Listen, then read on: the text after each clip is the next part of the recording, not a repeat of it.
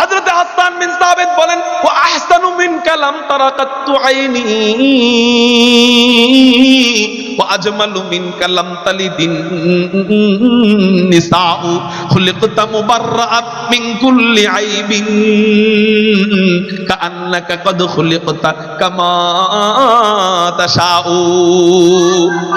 হযরত হাসান বিন সাবিত বলেন, ও রাসূল রে, ওয়া আহসানু মিনকা লাম তারাকাতু আইনি, ও রাসূল রে, আপনার চেহারার চেয়ে সুন্দর চেহারার অধিকারী কোন পুরুষ, কোন মানুষ আজ পর্যন্ত আমার এই দুই চোখ কখনো দেখে নাই। একটু চিৎকার দিয়া বলেন না সুবহানাল্লাহ। আপনার যে সুন্দর আমার এই দুই চোখ কখনো দেখে নাই। 2 নাম্বার, আজমালু মিন কালাম তালিদিন নিসাও, হে রাসূল রে, আপনার চেয়ে আকর্ষণীয়, আপনার চেয়ে মনোমুগ্ধকর কোন সন্তান পৃথিবীর কোন মা জন্ম দিতে পারে নাই।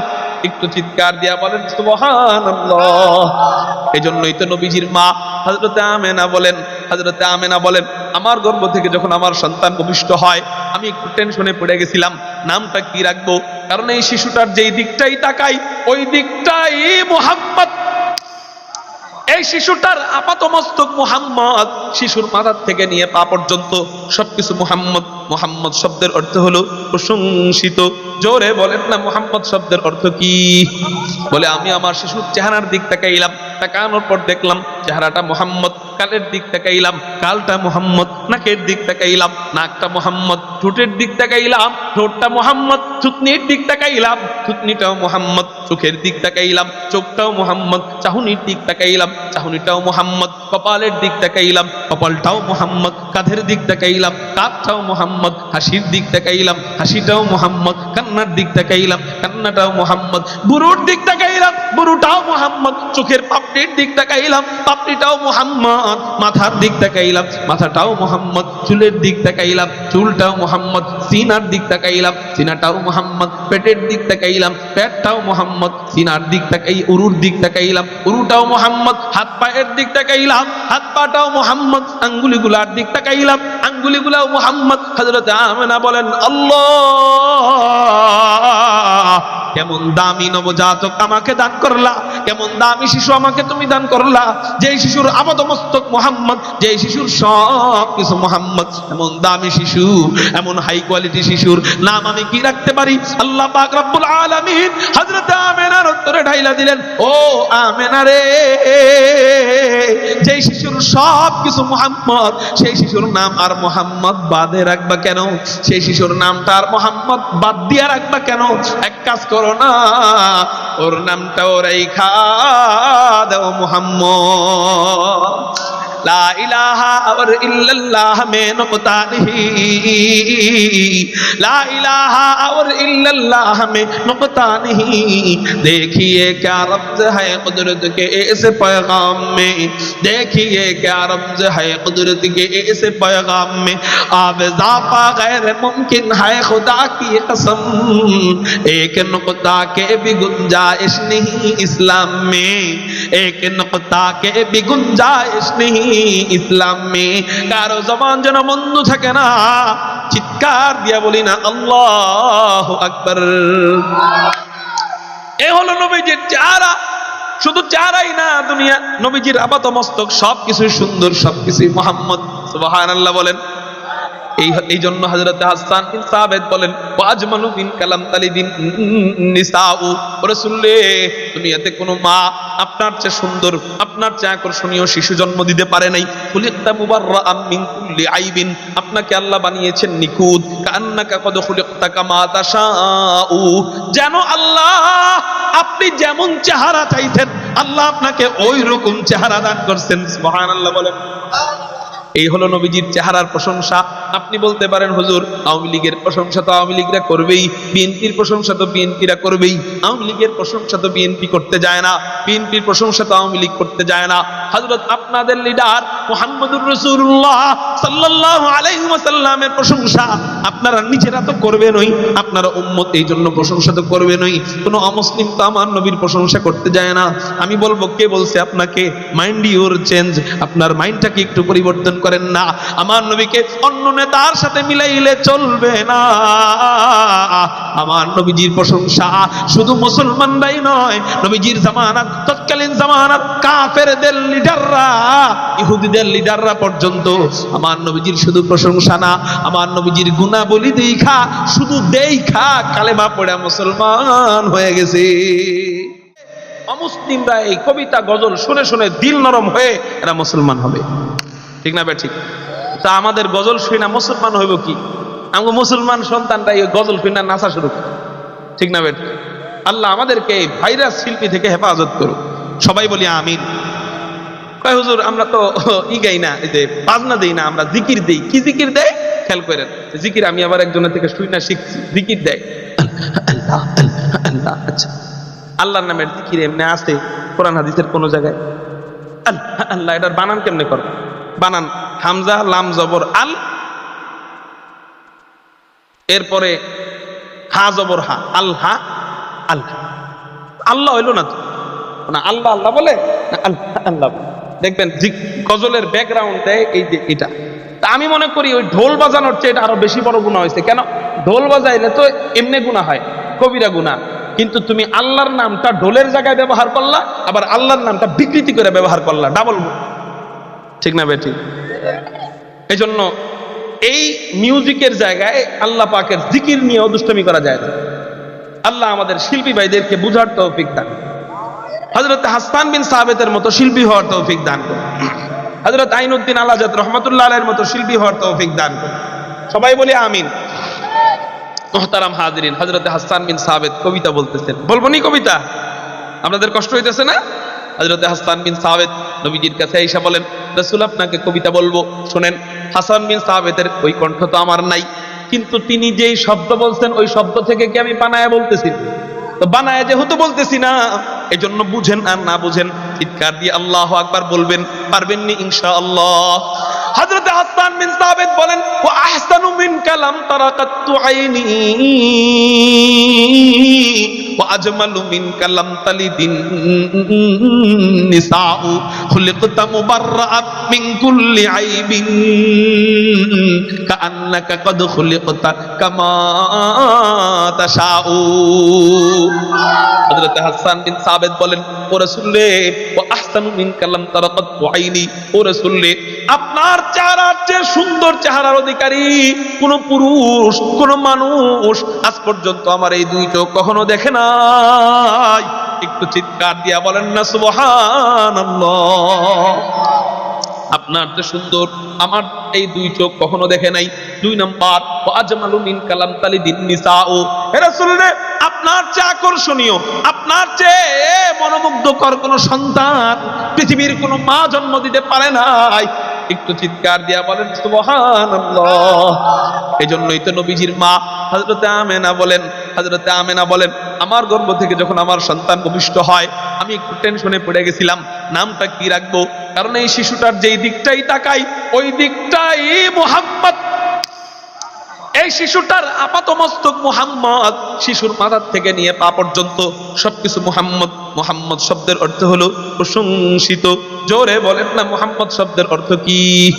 বলে আমি আমার শিশুর চেহারার দিক তাকাইলাম, তাকানোর পর দেখলাম চেহারাটা মুহাম্মদ। কালের দিক তাকাইলাম, কালটা মুহাম্মদ। নাকের দিক তাকাইলাম, নাকটা মুহাম্মদ। ঠোঁটের দিক তাকাইলাম, ঠোঁটটা মুহাম্মদ। থুতনির দিক তাকাইলাম, থুতনিটাও মুহাম্মদ। চোখের দিক তাকাইলাম, চোখটাও মুহাম্মদ। চাহনির দিক তাকাইলাম, চাহনিটাও মুহাম্মদ। কপালের দিক তাকাইলাম, কপালটাও মুহাম্মদ। কাঁধের দিক তাকাইলাম, কাঁধটাও মুহাম্মদ। হাসির দিক তাকাইলাম, হাসিটাও মুহাম্মদ। কান্নার দিক তাকাইলাম, কান্নাটাও মুহাম্মদ। বুরুর দিক তাকাইলাম, বুরুটাও মুহাম্মদ। চোখের পাপড়ির দিক তাকাইলাম, পাপড়িটাও মুহাম্মদ।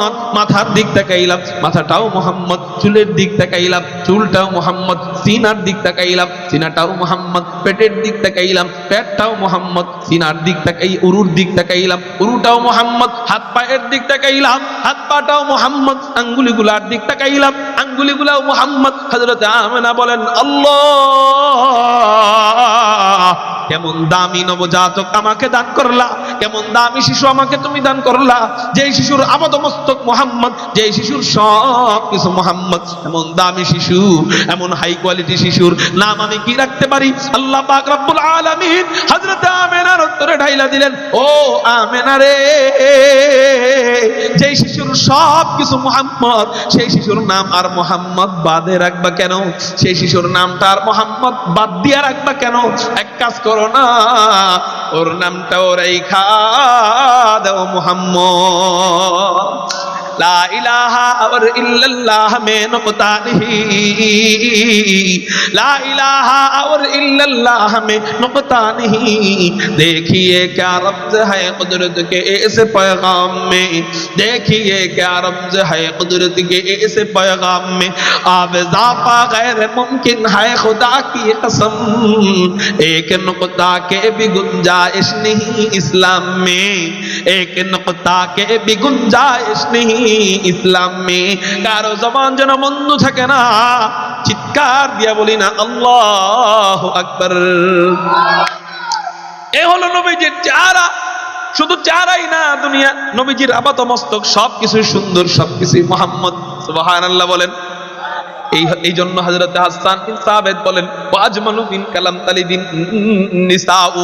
রাসূলে, দুনিয়াতে কোনো মা আপনার চেয়ে সুন্দর, আপনার চেয়ে আকর্ষণীয় শিশু জন্ম দিতে পারে নাই। খুলিকতা মুবাররাআম মিন কুল্লি আইবিন, আপনাকে আল্লাহ বানিয়েছেন নিখুঁত। কান্নাকা কদ খুলিকতা কামা তাশাউ, যেন আল্লাহ আপনি যেমন চেহারা চাইতেন আল্লাহ আপনাকে ওই রকম চেহারা দান করছেন। সুবহানাল্লাহ বলেন।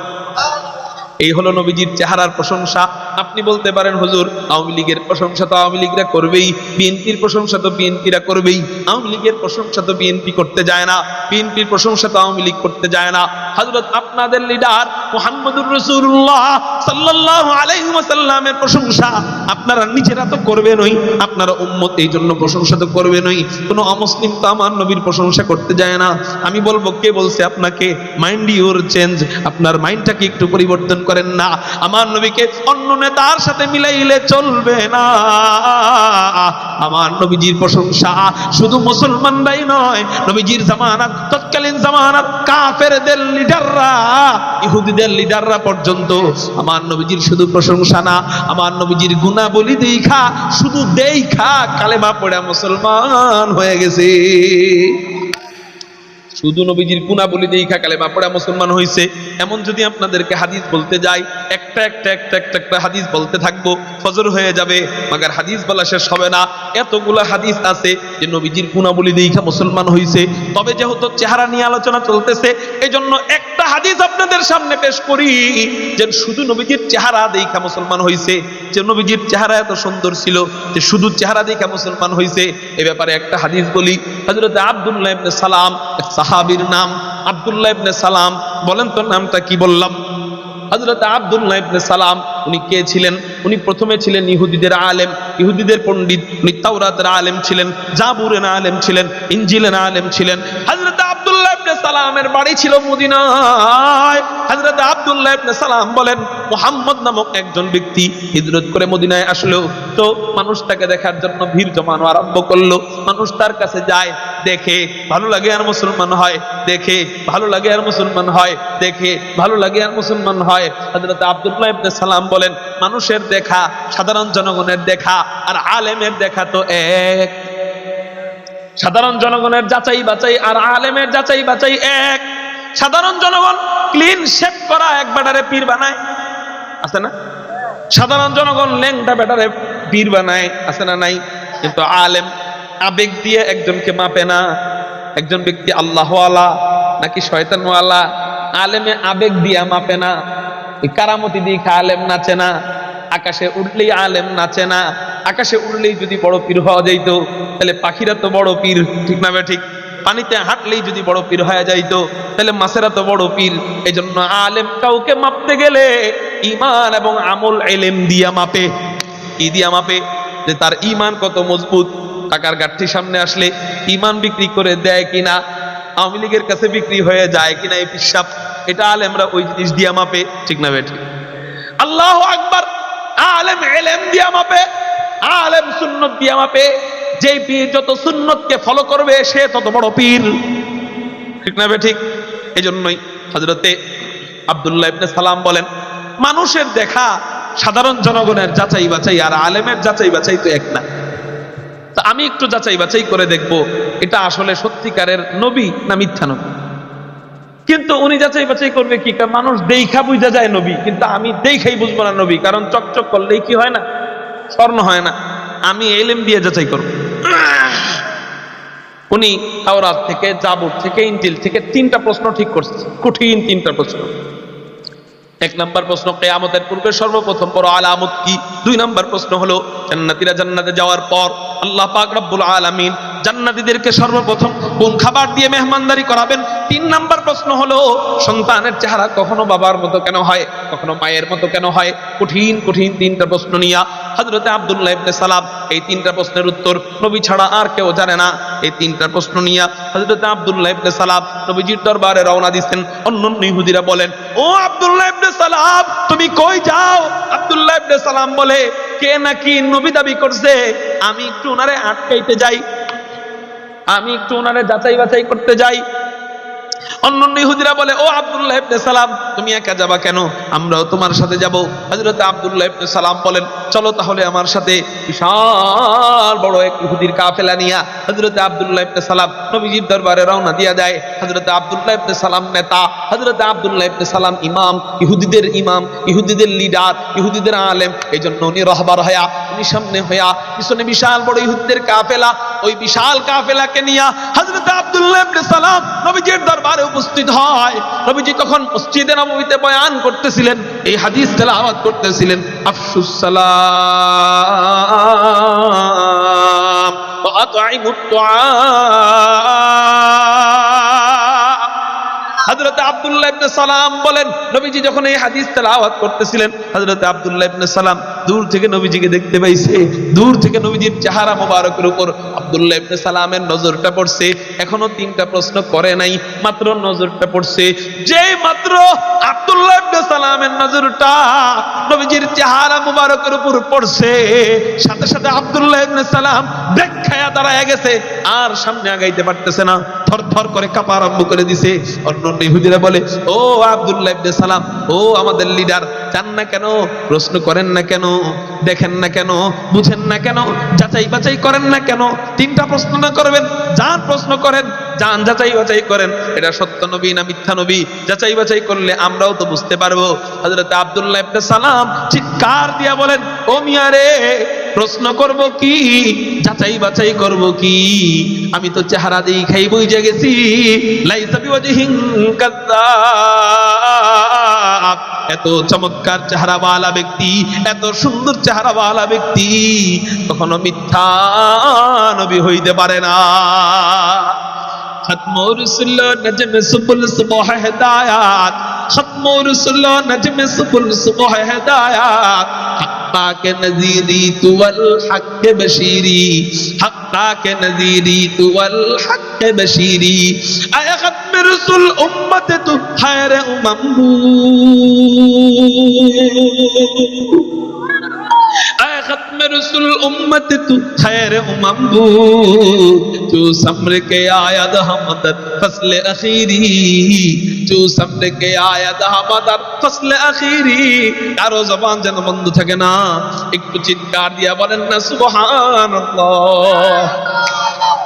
অন্যান্য নবীর উম্মতেরা এত গর্ব করতে পারে না, কাদিয়ানের উম্মতেরা গর্ব করতে পারবে না।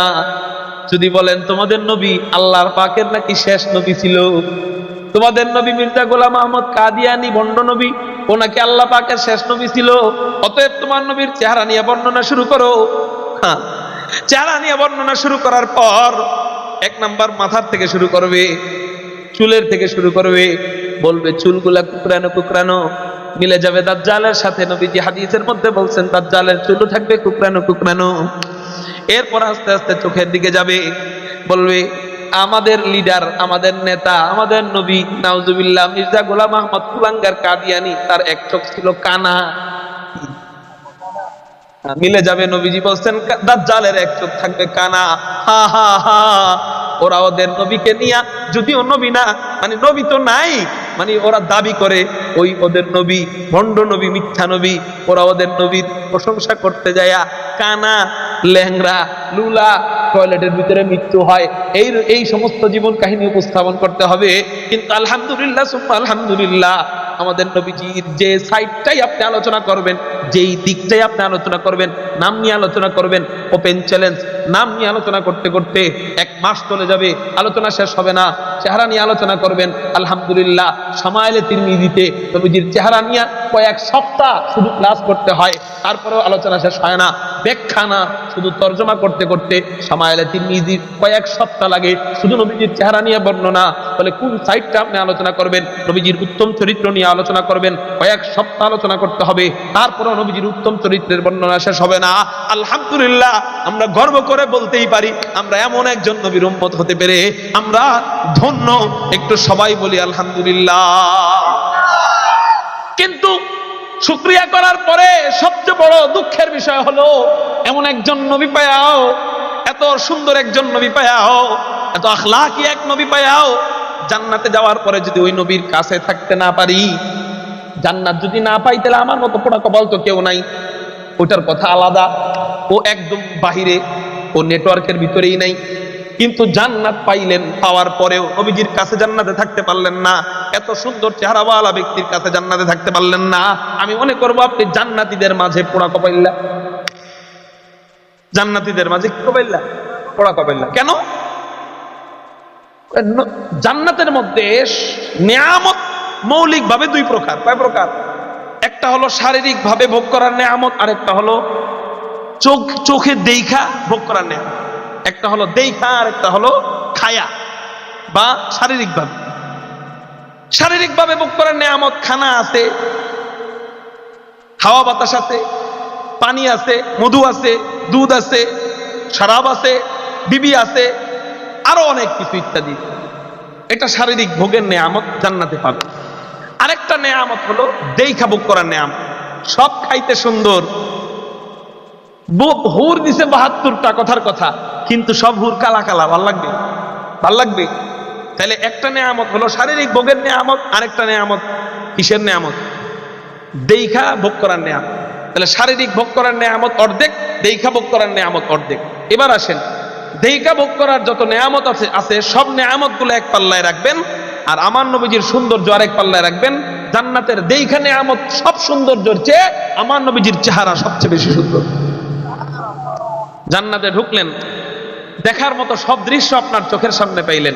জান্নাতি 72টা হুর পাইলেন। দুনিয়ার বিবিটাকে অনেক সুন্দর করে জান্নাতে উপস্থাপন করা হলো, ওইটাও পাইলেন। জান্নাতি গিলমান পাইলেন, ছোট ছোট বালক পাইলেন। জান্নাতে 80,000 গোলাম পাইলেন। আদনা আহলিল জান্নাতি আল্লাযী 30 আলফা খাদিমিন। নবীজি হাদিসের মধ্যে বলেন, জান্নাতে কমপক্ষে 80,000 খাদেম থাকবে। কয় হাজার? এই খাদেমরা কেমন? ওয়াতুফু আলাইহিম বিলদানুন মুখাল্লাদুন ইযা রাআইতাহুম হাসিবতাহুম লুলুআম মানসুরা। এই খাদেমরা হবে কিশোর, চিরকিশোর। এরা আপনার চতুর্দিকে সবসময় তাওয়াফ করবে, ঘুরবে, খেলবে। এদেরকে দেখলে মনে হবে ছড়ানো ছিটানো মণিমুক্তা ঘুরতেছে। এদেরকে দেখলেন, এই নিয়ামত দেখলেন, জান্নাতি নহর দেখলেন, জান্নাতি বাড়ি দেখলেন, জান্নাতি গাড়ি দেখলেন, জান্নাতি নারী দেখলেন, জান্নাতি সমুদ্র সৈকত দেখলেন, জান্নাতি হুর গেলমান দেখলেন, জান্নাতি খাদেম দেখলেন, সব দেখলেন।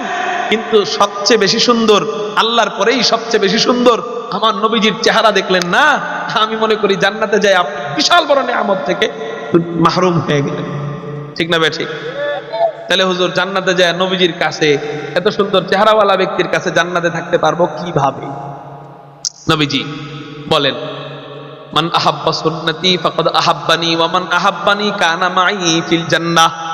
যে ব্যক্তি আমার সুন্নতকে ভালোবাসলো সে যেন আমাকে ভালোবাসলো, আর যে আমাকে ভালোবাসলো কানা মাই ফিল জান্নাহ, সে আমার সাথেই জান্নাতে থাকবে, আমার সাথে। তার মানে নবীজির সাথে জান্নাত মানে আল্লাহ পাকের সবচেয়ে বেশি রহমতের মনোযোগ থাকবে কোন দিকে?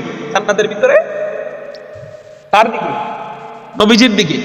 নবীজির সাথে যারা থাকবে, আবু বকর সিদ্দিক, ওমর, নবীজির মতো নিয়ামত আল্লাহ তাদেরকে দিতে থাকবে। তাহলে তাদের সাথে যদি আমি জান্নাতে থাকতে পারি, তাহলে আমি হলাম চান কপাইলা। আর যদি তার কাছে জান্নাতে থাকতে না পারি, আমি জান্নাতে যাইয়াও এক ধরনের ব্যর্থ, কারণ আমি আমার রাসূলের এত সুন্দর চেহারার বর্ণনা শুনলাম কিন্তু জান্নাতে নবীজির কাছে থাকতে পারি, ঠিক না? ঠিক। এই জন্য নবীজির কাছে যদি আমি থাকতে চাই, নবীজিকে ভালোবাসতে হবে। কি করতে হবে? এখন হুজুর ভালোবাসবো কেমনে? ভালোবাসার পদ্ধতি কি? বলে ভালোবাসার পদ্ধতি হলো আল্লাহকে ভালোবাসার যেই পদ্ধতি, নবীজিকে ভালোবাসার এক পদ্ধতি। বলেন তো আল্লাহকে ভালোবাসার পদ্ধতি কি বলছিলাম, মনে আসেনি? সেটা কি? আল্লাহকে ভালোবাসার পদ্ধতি হলো রাসূলের সুন্নতের অনুসরণ। আল্লাহকে ভালোবাসতে গেলে কার অনুসরণ করতে হবে? নবীজির সুন্নতের অনুসরণ করতে হবে। নবীজি বলেন আমাকেও ভালোবাসতে গেলে এটাই করতে হবে, মান আহাব্বা সুন্নতি ফাকাদ আহাব্বানি। আমাকেও ভালোবাসতে গেলে আমার সুন্নত মানতে হবে। এই জন্য নবীজির সুন্নত মোতাবেক জীবন পরিচালনা করবো তো ইনশাআল্লাহ। আলহামদুলিল্লাহ, গত বছর কিছু যুবকদেরকে দাড়ি রাখায় গেছিলাম। আজকে একজন যুবক দেখা করছে দাড়ি নিয়ে, হুজুর এই যে আপনি বলার পরে এই যে দাড়ি রাখেন, আমার বয়ান, আমার জীবন আলহামদুলিল্লাহ এই যুবকদের কারণে সার্থক মনে করি, ঠিক না? ঠিক কি ভাই? এবার থেকে নিয়ত করা যায় না যে শুধু দাড়ির সুন্নত না, জীবনের যত সুন্নত আছে, আদর্শ আছে, আমার রাসূলের খুশি মোতাবেক চালাবো। রাজি আছি কারা কারা? আল্লাহু আকবার বলে হাত। রাজি আছি ইনশাআল্লাহ? হাত নামান। ঘর থেকে টিভি নামায় ফেলবো। পারবো না হুজুর, পারবো না, বাচ্চাদের জন্য পারবো না। জাহান্নামে গেলে বাচ্চারা বাঁচাইবো না, মনে রেখে, ঠিক না? ঠিক। বাচ্চা তখন আপনাদের পরিচয় দিবে না। আল্লাহ, বাচ্চাদের হাত থেকে বড় মোবাইল নিতে হবে। হুজুর এটাও পারবো না, কারণ মোবাইল নিয়ে গেলে আর স্কুলে যাবে না, কলেজে যাবে না। না যাক, কোথায় যাবে? 14 গোষ্ঠীর বাড়িতে 14 দিন বেড়াবে, ভাতও খায় না, কয়দিন না খায় থাকবে। না, মোবাইল না দিলে ভাত খায় না কেন? এটার সবচেয়ে বড় দোষী মা বাপ। সবচেয়ে বড় দোষী কি? একটা কথা বলি, রাগ করেন না, এই কথাগুলো আমাদের সমাজের জন্য শোনা অনেক জরুরি। আমাদের বর্তমানে যে সমস্ত মা বাবারা বাচ্চাদেরকে হাতে মোবাইল দিয়ে খাওয়ানোর অভ্যাস করে এবং মোবাইল দিয়ে সবকিছুর মনোযোগটা ধরে রাখার চেষ্টা করে, আমি মনে করি এরা হলো মা বাবা নামের কলঙ্ক। কি? মা বাবা নামের কি কলঙ্ক। কেন? কাদামাটিকে আপনি যেভাবে তৈরি করবেন সেভাবে তৈরি হবে। আপনি মোবাইল ছাড়া ওরে খাওয়ানোর অভ্যাস করবেন, ওভাবে খাবে। কিন্তু মোবাইল দিয়ে খাওয়াইলেন, ওর শারীরিক ক্ষতি হয়, মানসিক ক্ষতি হয়, আখেরাতের ক্ষতি হয়। দুনিয়াবি ক্ষতি হইলো, আখেরাতের ক্ষতি হইলো। কেমনে? দুনিয়াবি ক্ষতি কি কি? অনেক আছে, একটা বলি। 1 নাম্বার ক্ষতি হলো, ও যখন মোবাইলের দিক মনোযোগ দিয়ে খাবে, ও আস্তে আস্তে বড় হবে। বড় হওয়ার সাথে সাথে ওর শরীরের মধ্যে খাবারের পুষ্টিগুলা দরকার আছে না? আপনি যে শাক দিয়ে ভাত দিচ্ছেন, এই শাকের ভিতরে পুষ্টি আছে না? ওর যে ভাতটা চাবায়, ভাতের ভিতরে পুষ্টি আছে না নাই? ও যে মাছটা খায়, মাছের চর্বির ভিতরে পুষ্টি আছে না নাই? ও যে সবজিটা খায়, সবজির ভিতরে পুষ্টি আছে না নাই? এই পুষ্টিটা ওর শরীরের ভিতরে পর্যাপ্ত পরিমাণ দরকার। এইটা যদি পর্যাপ্ত পরিমাণ ওর শরীরের ভিতরে যাইতে হয়, তাহলে ওর ভাতটা খাওয়ার সময় ভালোভাবে চাবাইতে হবে দাঁত দিয়ে। আপনি যখন আপনার বাচ্চার হাতে মোবাইল দিলেন, এই মোবাইলটা দেওয়ার কারণে ও মোবাইলের দিকে মনোযোগ, খানার দিকে কি নাই? মনোযোগ নাই। মা মুখে খাওয়াই দিল অথবা নিজে মুখে নিল, নেওয়ার পরে অর্ধেক অর্ধেক চাবাইয়া গিলে ফেলে। এটা হলো এক ধরনের বাচ্চা। আরেক ধরনের বাচ্চা হলো মুখের ভিতরে নিয়ে ওই যে মোবাইলটা নিয়ে, মানে এদিকে ভাত কতগুলা রাইখা মোবাইলটা নিয়ে বসে বসে দেখতে, ঠিক না? ঠিক। এতে ক্ষতি হয় কি? এই বাচ্চাটা যে ভাত গিলতেছে, পানি দিয়ে গিলাইলেন অথবা অর্ধেক চাবানোর পর গিলাইলেন, এই ভাতের, এই তরকারির, এই ঝোলের, এই ডালের, এই শাকসবজির যে পুষ্টি ওর শরীরের ভিতরে যাওয়া দরকার, সেই পুষ্টিটার গেল না। ও পুষ্টি ছাড়া বড় হইল, আরামের মুরগির।